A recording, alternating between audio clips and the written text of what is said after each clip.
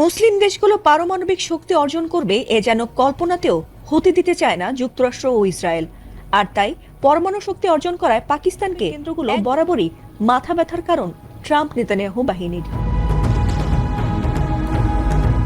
Iran যেন কখনো পারমাণবিক শক্তি না বাড়াতে পারে সেজন্য বারবার সেখানে হামলা চালায় ট্রাম্প ইসরায়েল। এমনকি এবারের যুদ্ধেও ট্রাম্প হামলা করবে না বলার পরও ইসরায়েল ঠিকই ইরানের পারমাণবিক স্থাপনায় হামলা করে বসে। আর সেটিরই প্রতিশোধ যে ইরান ভয়াবহভাবে নেবে তা বোধ হয় আঁচও করতে পারেনি নেতানিয়াহুর দেশ ইসরায়েল।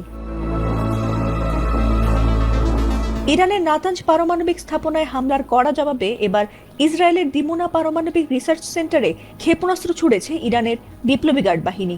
আর তাতে তছনছ হয়ে গেছে সেই অঞ্চল। এমনকি তাতে ইসরায়েলের দক্ষিণাঞ্চলীয় শহর দিমোনা ও আরাদে শতাধিক মানুষ আহত নিহত হয়েছে। আহতদের অনেকের অবস্থা আশঙ্কাজনক। ভয়াবহ এই হামলার পর আক্রান্ত এলাকায় জরুরি অবস্থা জারি করা হয়েছে বলে এক প্রতিবেদনে জানিয়েছে আল জাজিরা।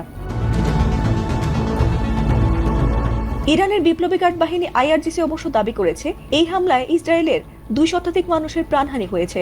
তবে ইসরায়েলের পক্ষ থেকে কারোর নিহতের খবর নিশ্চিত করা হয়নি।